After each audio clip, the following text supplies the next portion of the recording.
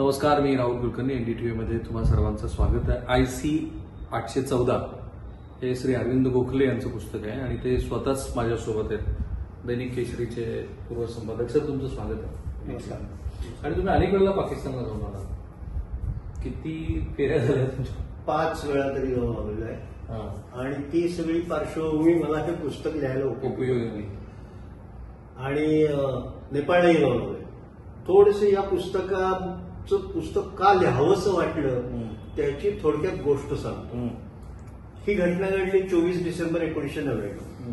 त्याच्या आधी साधारणपणे 20 दिवस मी नेपाळमध्ये होतो, काठमांडूला होतो. आणि काठमांडूहून आमची कॉन्फरन्स संपली साधारणपणे 20 दिवस आधी ती होती, म्हणजे साधारणपणे 2-3 डिसेंबरच्या आसपास होती आणि 5ला ती संपली.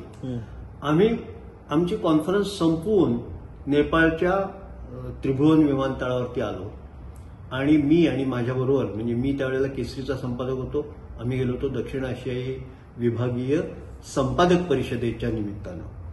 आणि त्या संपादक परिषदेहून सकाळचे त्यावेळेचे संपादक विजय कुवळेकर हे पण माझ्याबरोबर होते. आम्ही दोघंजण गप्पा मारत मारत आलो, विमानतळावरती आलो. विमानतळावरती आल्यानंतर आम्ही तिथे आमचं कुठेही चेकिंग झालं नाही. मुख्य म्हणजे फिजिकल चेकिंग नाही, आमच्या सामानाचं चेकिंग नाही, काय नाही. एक सामानासाठी इलेक्ट्रॉनिक गॅडगेट काहीतरी होतं, त्याच्यामध्ये सामान टाकलं पण ते चालूच नव्हतं, इलेक्ट्रॉनिक मशीन बंद होतं. आम्ही ते सामान उचललं आणि चालत चालत गेटपाशी आलो. गेटपाशी आल्यानंतर आपली एखादी बस येऊन उभी राहिली, एसटी तशी येऊन उभी राहिली आणि त्याच बसमधनं आम्ही विमानापाशी आलो. विमानापाशी उतरल्या मी कोळेकरांना म्हटलं की आज म्हणलं गड्या मजा होणार आहे. म्हणजे ते चांगले मित्र आहेत, त्यामुळे आरेतुरेतले दोस्त असल्यामुळे मी म्हणलं की आता मजा येणार आहे. आपण एकाच तिकिटामध्ये 2-3 देशांचा प्रवास तरी सहज करू शकू. तो म्हणाला कसं काय? तर मी म्हटलं आता आपल्याला कुठेही तपासलेलं नाहीये, आपलं सामान तपासलेलं नाहीये. असंच इतरांच्या बाबतीत झालं असणार. ज्या अर्थी हे असं घडलेलं आहे त्या अर्थी कुणीही दहशतवादी आपल्या विमानात येऊन बसला असेल. हे 20 दिवस आधीची होय, ही साधारणपणे 20 दिवस किंवा 15 दिवस आधीची गोष्ट आहे. आणि काही नाही आहे. अशा परिस्थितीमध्ये म्हणलं समोर बघ ते PIAचं विमान आहे, त्या विमानातनं उतरून समजा कोणी येऊन बसलं आमच्या इंडियन एअरलाइन्सच्या विमानामध्ये तरी सुद्धा कळणार नाही. त्यावेळेला आमची पायलट होती निवेदिता भसी. आम्ही दोघंजण तिला कळावं अशासाठी आम्ही हिंदीतनं बोलत होतो. तेव्हा ती म्हणाली आप क्या बात कर रहे हैं? तर म्हणजे असं असं झालेलं आहे. तर ती म्हणाली मी रिपोर्ट करते. तिनं रिपोर्ट केला पण त्याच्यावरती काहीही झालं नाही, शॉकिंग काहीही झालं नाही. आणि आम्ही येऊन जागेवरती बसलो. म्हणजे गडे आज मजा येणार आहे. म्हणजे चक्षुर्वे सत्यम आपल्याला सगळं पाहायला मिळणार आहे, देश हिंडायला मिळतील. पुन्हा आतमध्ये काही संघर्ष झाला, लढाई झाली, काही गोळीबार झाला तरी सुद्धा आपल्याला पाहिजे. हे सगळं चेष्टेत चाललेलं होतं. पण त्यानंतर 20 दिवसांनी हे खरोखरच घडेल अशी काही कल्पना होती. हे सगळं घडल्यानंतर मला ते रिकलेक्ट झालं की अरे हे गडबड आहे आणि आता याच्यावरती काहीतरी करायला पाहिजे. आणि म्हणून म्हणजे हे पुस्तक लिहिताना सुद्धा तो संपादक आहे नचिकेत परांजपे म्हणून, आणि त्याचा मुलगा आणि सून हनीमूनसाठी काठमांडूला गेलेले असतात आणि ते त्या विमानाने परतणार असतात. तेव्हा त्याची बायको जी आहे तनुजा म्हणून, ती त्याला सारखे फोन करून छळत असते की अरे याच विमानानं आपली मुलं येणार होती, त्यांचं काय झालं? त्यांचं काही झालं नसेल ना, झालं तर बघा याद राखा वगैरे असं ते सगळी गडबड उडालेली होती सगळी. आणि ते सगळं याच्यामध्ये रंगवलेलं आहे. कारण आतलं वर्णन देण्यासाठी आतमध्ये माझी 2 माणसं पाहिजे होती संपादकांची, म्हणून ते मुलगा आणि सून तिथं ठेवले. साधारणपणे भारतामध्ये 24 तास बातम्या देणारी माध्यमं ही 94 नंतर 2000च्या सुमाराला बऱ्यापैकी ऍक्टिव्ह झाली. आणि म्हणून रेफरन्सेस म्हणून तुम्हाला हे पुस्तक लिहित असताना तेव्हाची जी वेगवेगळी 24 तास बातम्या देणारी माध्यमं आणि वेगवेगळी वर्तमानपत्र ह्याचा किती उपयोग झाला? म्हणजे हे किती पुस्तक संशोधनात्मक आहे? संशोधनात्मक तर आहेच आहे. कारण आणखीन म्हणजे त्याच्यामध्ये 1-2 टीव्ही माध्यमांचा उल्लेख पण मी केलाय. आणि ते करत असताना अनेक गोष्टी मी पाहत होतो, अनुभवत होतो. आणि त्यातून एक महत्वाची गोष्ट आहे, जी आता IC 814 वरनं जे काही गदारोळ चालू आहे त्याच्यामधला एक महत्वाचा भाग असा आहे की ती भोला आणि शंकर ही जी पात्र आहे त्यांची तिकीटं काठमांडूहून निघालेली होती. म्हणजे ती तिकीटं काढताना हा विचार व्हायला पाहिजे होता. म्हणजे इंडियन एअरलाइन्सचा तिथला जो अधिकारी आहे त्यांनी हा विचार करायला पाहिजे होता की हे कोण आहेत किंवा काय आहे. याचं महत्वाचं कारण त्यावेळेला भारतीयांना नेपाळमधून येताना किंवा नेपाळमध्ये जाताना पासपोर्ट लागत नव्हता. आता सुद्धा पासपोर्ट लागत नाही, ओळखपत्र, आधार कार्ड किंवा काही चालतं.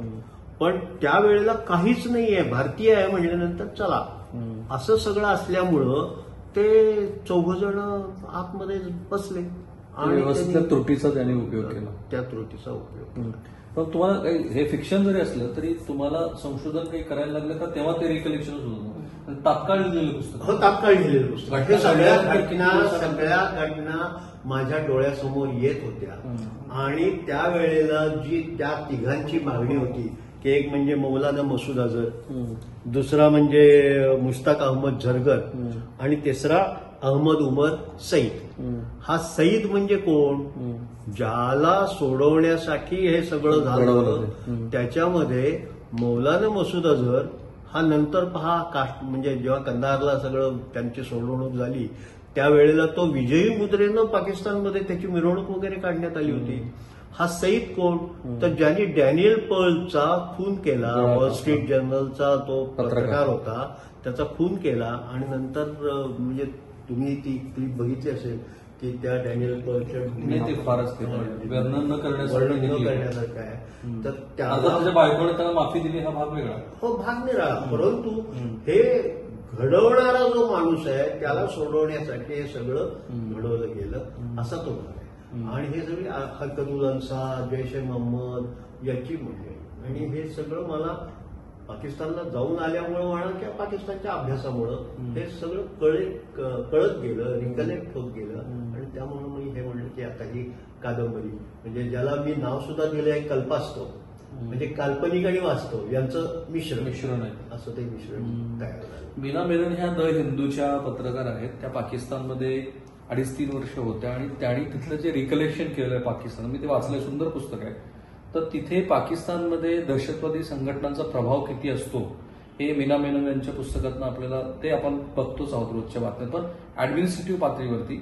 आणि हा उल्लेख यासाठी केला मी की आता जी वेबसिरीज, चित्रपट वगैरे जे काही आहे त्याच्यामध्ये ISI ला एक प्रकारे क्लीन चिट दिलेली आहे की ह्या सगळ्या प्रक्रियेमध्ये ISI कुठेच नव्हतं. हे सगळं घडवलं हे ISI ने घडवलेलं होतं. आणि ISI मुळं नेपाळमध्ये असं काहीतरी घडवणं पहा तुम्ही. म्हणजे क्रम लक्षात घ्या की 12 ऑक्टोबर 1999ला नवाज शरीफचं सरकार उलथवून जनरल परवेज मुशर्रफ सत्तेवरती आले. आणि त्यानंतर हे सगळं घडलेलं आहे. जनरल परवेज मुशर्रफ यांचा भारताबद्दलचा दृष्टिकोन काय होता हे आपण सगळे जाणतो. कारगिल तो मोठं उदाहरण. आधी सगळं कारगिलचं सगळं कांड घडवणारा हा माणूस. आणि त्यानंतर जेव्हा डिसेंबरमध्ये हे घडलं तेव्हा हे ISI शिवाय दुसरं कोणी घडवूच शकत नाही. आणि ज्या विमानामध्ये काही हे मोठ्या संस्थांचे अधिकारी वगैरे होते, म्हणजे आपला तुमच्या वाजपेयी, पंतप्रधान वाजपेयींच्या सेक्रेटरिएट मधला जो मुख्य सचिव होता NK सिंग, मला वाटतं त्याचं नाव, त्याचा सख्खा मेव्हणा त्या विमानात होता. पण असं असून सुद्धा त्या माणसाने एक अक्षर काढलं नाही की माझा मेव्हणा त्यात अडकलेला आहे किंवा असे अमुक माणसं आहेत त्याच्यामध्ये, हे सगळं मला माहिती आहे, पण ते तो बोलला नाही.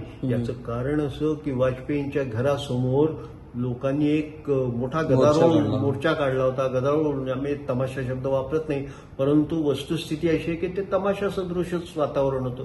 छात्या पिटत होते, लोक आपण टीव्हीवरती हे सगळं दाखवत होतो. आणि त्यामुळं वाजपेयींना सुद्धा हा मोठा प्रश्न होता की काय करायचं अशा परिस्थितीमध्ये. म्हणून जसवंत सिंगांना त्यांनी घेतलं. जसवंत सिंगांच्या बरोबर ही 3 गुंड दहशतवादी हे सोडण्यात आले. त्यावेळची तर मागणी काय ते जसवंत सिंगांच्या पुस्तकात सुद्धा ती माहिती दिलेली आहे. त्यांनी अध्यारूप ठेवलंय, पण काही पैशाची देवाणघेवाण झाली असावी असं त्यांच्या त्या पुस्तकातल्या लिखाणावरून असा संशय घ्यायला असं इंटरप्रिटेशन तुम्ही आहे. करता. अच्छा, हे सगळं यशस्वी झाल्यानंतर ओसामा बिन लादेनने एक मोठी पार्टी केली अशा पद्धतीच्या काही बातम्या तेव्हा आल्या होत्या. हो. तर याचं जे सेलिब्रेशन झालं ते कसं सेलिब्रेशन अतिरेक्यांनी केलं? यातला जो महत्वाचा मुश्ताक अहमद झरगर आहे, हा झरगर हा लादेनचा हस्तक मानला जातो. मौलाना मसूद अझहर तर तुम्हाला माहितीये की या सगळ्या म्हणजे जैश ए मोहम्मद आणि काश्मीरच्या विरोधातली सगळ्या कारवाया नंतरच्या काळात सुद्धा 80च्या दशकात ज्या कारवाया होत होत्या त्या 90च्या दशकातही त्या वाढल्या काश्मीरमध्ये. याचं कारण हे सगळं होतं. आणि हे 3 जण जे पकडलेले होते दहशतवादी यांना सोडवण्यासाठीचा हा सगळा खटाटोप होता. आणि त्यातून ते विमान ज्या अमृतसरला पहिल्यांदा उतरवलं त्यावेळेला BSFचे कमांडोज पाठवण्यात आलेले होते. पण कमांडोजचं विमान त्या अमृतसरच्या राजा सांसी विमानतळावरती उतरण्यापूर्वी आपल्या विमानाने उड्डाण केलं होतं. खरं ते जर आलं असतं आणि त्यांनी 1-2 टायर फोडले असते तरी सुद्धा काम झालं असतं. ते विमान उड्डाण करू शकलं नसतं. कमांडोज आतमध्ये घुसले असते. मोठं काहीतरी तिथं घडलं असतं त्यावेळेला, पण ते घडलं नाही. तर मी म्हणालो की ओसामाने त्याचं सेलिब्रेशन ओसामाने सेलिब्रेशन केलं. कारण जरगर आणि ही मंडळी सुटल्यानंतर आम्ही कसं म्हणजे जितमया की आम्ही कसं हे सगळं करू शकलो हे त्यामध्ये होतं. तर लादेनचे हस्तक होते, लादेनचा त्यातला रोलही होता. आणि अफगाणिस्तानमध्ये तालिबानांचं राज्य होतं.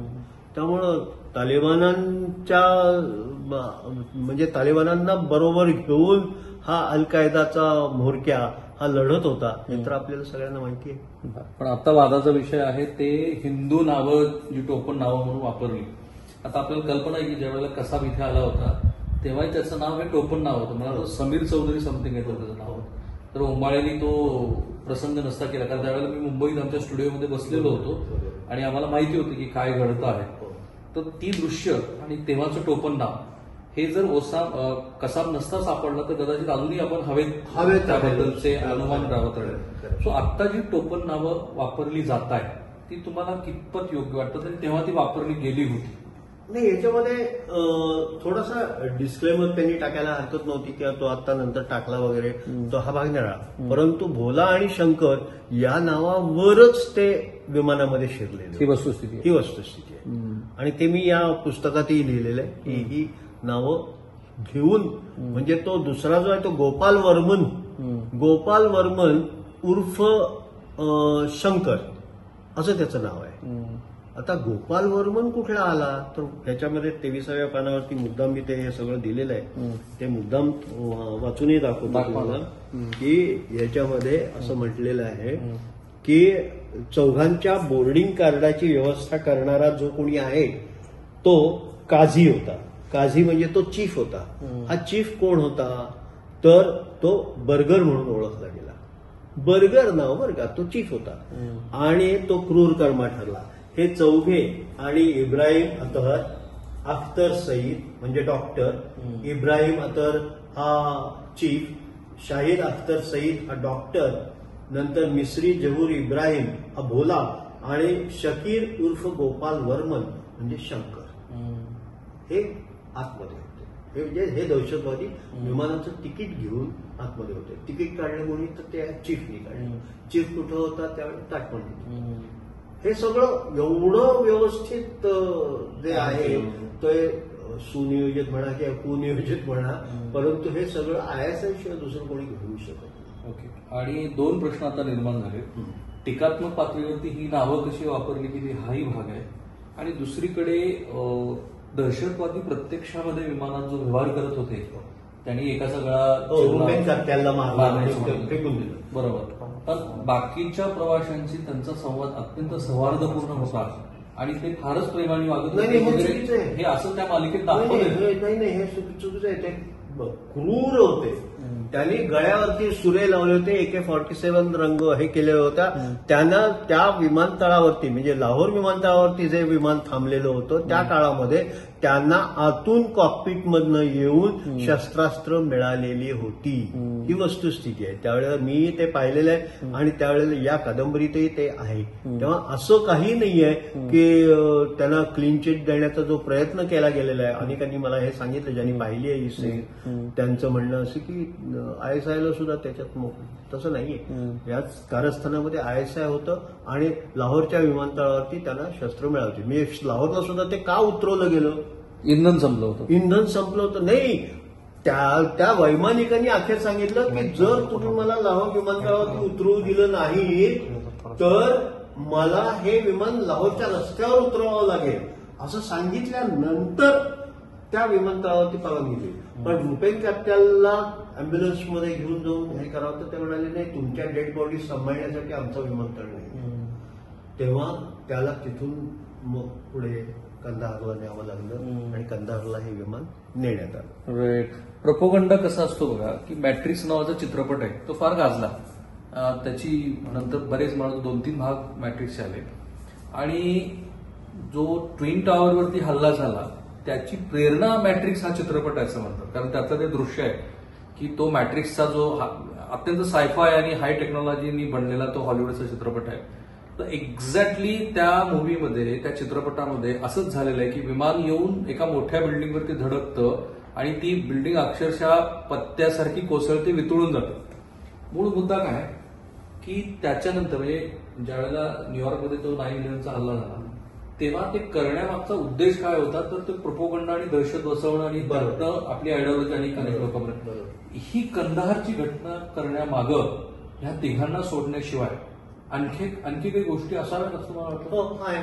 कारण त्यानंतर संसदेवरचा हल्ला झाला, त्यानंतर मुंबईवरचा हल्ला झाला, त्यानंतर काश्मीरमधले हल्ले वाढले. म्हणजे आमची ताकद काय आहे त्या सो कॉल्ड ताकदी संबंधातलं प्रदर्शन त्यांना मांडायचं होतं. म्हणून हे सगळं घडलं आणि म्हणून हे घडवण्यात आलं आणि म्हणून त्यामागे ISI.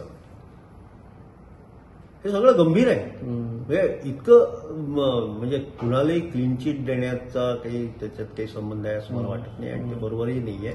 पण हे घडलं होतं ते या उद्देशानं घडलं होतं की आम्ही हे करू शकतो. आता ANIला काही त्यातल्या बचावलेल्या मंडळींच्या मुलाखती आहेत. त्यातली एक प्रत्यक्षी जी त्या विमानातच आहे ती आता आज असं म्हणते की तेव्हा सरकारचं चुकलं, तेव्हा कमांड ऍक्शन व्हायला हवी होती. बरोबर.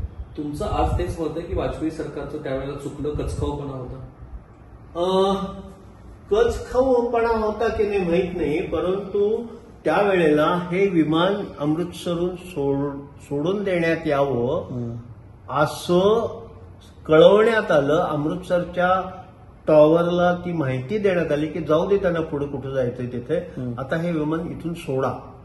याचं कारण मला असं वाटतं की त्यामध्ये असलेल्या व्यक्तींचा संबंध हा म्हणजे त्यांना वाचवण्याचा संबंध आहे की कमांडो ऍक्शन झाली असती समजा तर काही लोकांचे बळी गेले असते कदाचित, माहित नाही ते कसं झालं असतं ते. कारण AK-47 त्यांना तोपर्यंत मिळालेले नव्हते कारण मोठी शस्त्रास्त्र म्हणजे जी काय असतील ती शस्त्रास्त्र घेऊनच ते विमानात आलेले होते.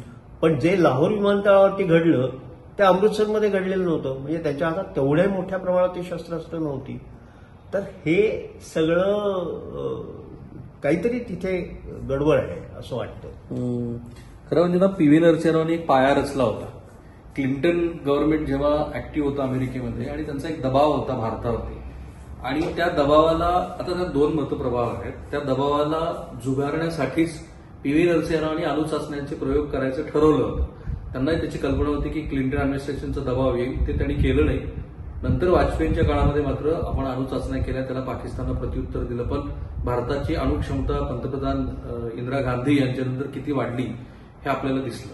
आता तो प्रश्न याच्याशी निगडीत आहे की अणुचाचणीनंतर वाजपेयींचं जे काही मोठी अशी लार्जर दॅन लाईफ अशी प्रतिमा झालेली होती त्याला कुठेतरी छेद गेला तो कंदाहारच्या प्रकारात. बरोबर. आणि त्यांना राजकीय दृष्ट्या सुद्धा बरेचसे अडचणीचा सामना करावा लागला आणि त्यांची जी प्रतिमा होती त्याचं भंजन झालं की हा एक निग्रही नेता आहे.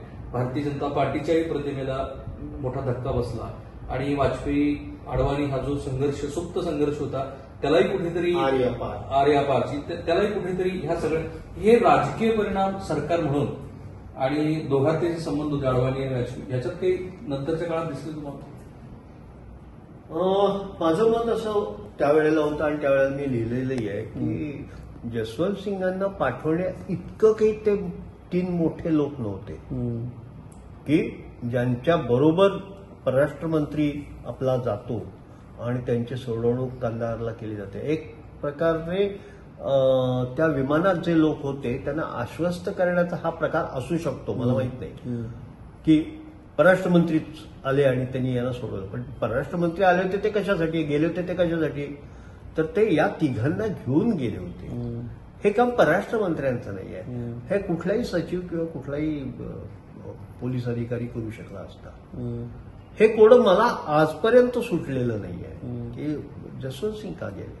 त्याचा उल्लेख त्यांनी त्यांच्या आत्मचरित्रात केलाय, पण ते अजूनही पटत नाही मनाला. जसवंत सिंग हे त्यांनी 200 मिलियन कसं समर्थन करतात जसवंत सिंग त्या कृतीचं? त्या कृतीचं समर्थन करतात म्हणजे दुसरा काही इलाज नव्हता असं त्यांचं म्हणणं आहे. नाईलाज होता म्हणून त्यांना न्यावं लागलं. आता नाईलाज होता म्हणून त्यांना न्यावं लागलं का आतमध्ये जी व्यक्ती होती त्या काही कुणी त्यांच्या म्हणजे जवळच्या म्हणजे त्यांच्या नातलग वगैरे नव्हे, भारत सरकारशी संबंधित अशा काही व्यक्ती त्या विमानात होत्या.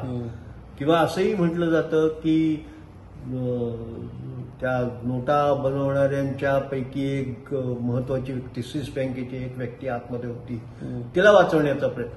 हे खरं खोटं माहित नाही, खरं खोटं या कादंबरीतही मी लिहिलेलं नाहीये, म्हणजे त्याचा संदर्भ नाही लिहिलेला, परंतु काहीतरी त्याच्यामध्ये गडबड असावी अशी शंका मात्र या सगळ्या प्रकरणात येते. फाईन. खरं म्हणजे हे सगळ्यात मोठं इंटेलिजन्सचं फेल्युअर होतं आणि देशांतर्गत जेव्हापर्यंत ते विमान आपल्या देशाच्या सीमेच्या अंतर्गत होतं तेव्हा तो गृहमंत्र्याचा पाऊल होता. बरोबर. त्या दोन्ही पातळीवरती जेव्हा अडवाणी फेल झाले त्याच्यानंतर अडवाणींनी खरं तर जबाबदारी घेणं अपेक्षित होतं, तसं घडलं नाही. बरोबर ना? आणि तोही त्या दोघांच्या सुप्त संघर्षाचा एक भाग आहे असं म्हटलं जातं. ते हे पॉलिटिक्स कसं तेव्हा अनफोल्ड झालं? तुम्ही कधी पुन्हा ह्यावर काही विवेचनात्मक लिहिले तेव्हा तो संघर्ष दिसत होता? त्यावेळेला मी केसरीच्या माध्यमातून अग्रलेखातून हे सगळे उल्लेख करत होतो, परंतु हे खरं आहे की ते थोडंसं चमत्कारिकरित्या घडत होतं आणि त्यांच्यातला सुद्धा संघर्ष म्हणजे तो किती पराकोटीला गेला होता किंवा नाही हा सगळा भाग सोडून द्या, परंतु तो होता हे मात्र नक्की. आणि ते कुठे दिसलं आपल्याला? गोव्याला जेव्हा भारतीय जनता पक्षाची बैठक व्हायची होती त्यावेळेला हे गांधीनगरमध्ये होते आणि ज्या वेळेला ते सगळं गुजरातमध्ये दंगे वगैरे झालेले होते त्यावेळेला राजधर्म पाळावा असं निवेदन स्टेटमेंट हे वाजपेयींचं होतं. ते दोघी विमानात एकाच विमानातून गेले आणि अहमदाबाद ते गोवा, गांधीनगर ते गोवा या काळामध्ये काहीतरी बदल घडला आणि जे काही घडलं ते आपण सगळे जाणतोच. राईट. सो न्यू बीजेपी नावाचं नरेंद्र कोहली यांचं पुस्तक आहे, सुंदर पुस्तक आहे, तुम्ही जरूर वाचा रेफरन्सेस म्हणून. नवीन भारतीय जनता पार्टीच्या राजकीय प्रवासाची सुरुवात त्यात कंधार प्रकरण फार सविस्तर विस्ताराने त्यांनी लिहिलेलं आहे. अडवाणींच्याही स्वतःच्या मेमॉयरमध्ये ह्या संदर्भातले काही दाखले तुम्हाला बघायला मिळतील आणि वाजपेयींच्या अनुषंगाने वेगवेगळ्या मुलाखती, त्यांच्यावरती आलेले लेख, वाजपेयी यांच्यावरती लिहिलेलं पुस्तक ते तुम्ही वाचलं की तुम्हाला ह्या कंधार प्रकरणातले अनेक असे धागेदोरे दिसतात की ते आणखीन सरांनी जसं म्हटलं की कोण लोक होते, कशासाठी हा निर्णय घेतला गेला वगैरे. एक कॅरेक्टर आहे आणखी याच्यामध्ये, ते आहे अजित डोवाल. अजित डोवाल जेव्हा निगोशिएट करत होते तेव्हा काही प्रश्नचिन्ह निर्माण झाले. अजित डोवाल हे नेपाळमधून निगोशिएट करत होते असं म्हणतात. हे कॅरेक्टर त्यावेळेला तुमच्या आलं होतं चर्चेत? नाही, ते त्यावेळेला काही चर्चेत आलेलं नव्हतं. दुसरी एक महत्वाची व्यक्ती होती इतपतच सगळं माहिती होतं, पण अजित डोवाल काही त्या विमानामध्ये नव्हते एवढं मात्र नाही. ते विमानात नव्हते पण ह्या दहशतवाद्यांबरोबर त्याच्याबरोबरच्या चर्चेच्या संदर्भामध्ये त्यांनी काही पावलं टाकली असतील, पण त्यावेळेला तरी हे नाव प्रकर्षानं पुढे आलेलं नव्हतं. ही वस्तू. राईट. आता मुलाखतीचे शेवटचे 2 प्रश्न की ज्या नावावरून हा सगळा वितंडवाद सुरू आहे ती तशा पद्धतीची नावं नुसती डिस्क्लेमर दिल्याने मिटली असती का त्या निर्मात्याने त्याची लिबर्टी, खरं तर लिबर्टीचा प्रश्न नाही, तिथे ऑलरेडी ती नावं होतीच, तर काय करणं तुम्हाला वाटतं की ते अपेक्षित होतं? नाही, मला अगदी माझं प्रामाणिक मत असं आहे की या संबंधीचा जो वाद आहे ते हिंदू कॅरेक्टर्स तिथं आतमध्ये गेले आणि त्यांचं नाव भोला आणि शंकर ठेवलं, पण त्यांचं तो पण नाव ते होतं, ही वस्तुस्थिती आहे. That's a fact. त्यामुळं त्याच्यावरती आक्षेप घेऊन जेव्हा मी हे माझ्या काही मित्रांनी फोन केला तेव्हा त्यांना सांगितलं की अरे हे खरं आहे, वस्तुस्थिती आहे, मी माझ्या पुस्तकात लिहिलेलं आहे. तर ती नावं तुमच्या पुस्तकात आलेली. रेफरन्सेस म्हणजे हे एकमेकांची जेव्हा संवाद साधत होते असे काही संवाद तुम्हाला आठवतात की जे एकमेकांशी बोलताना कशा पद्धतीनं ते बोलत होते? त्याला तो भोला म्हणून हाक मारत होता, त्याला तो शंकर म्हणून म्हणत होता, त्याला तो बर्गर म्हणत होता, त्याला तो गोपाल वर्मन हे नाव सुद्धा चुकीचंच आहे. कुठला आलाय गोपाल, कुठला आलाय वर्मन? तसं नाहीये ना. त्यांची मूळ नावं जी आहेत ती आहेतच.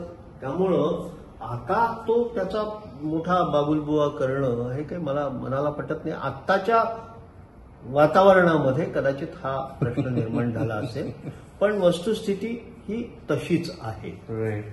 शेवटचा प्रश्न, तुमची ही कादंबरी काही सुखांत नसेल?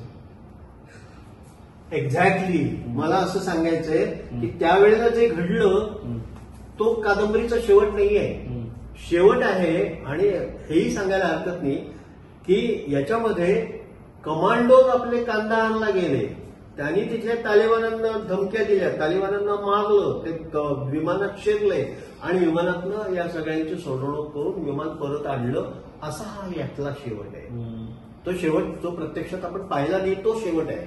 असाच एक चित्रपट मला वाटतं अभिषेक बच्चन ज्याच्यामध्ये होता तो जमीर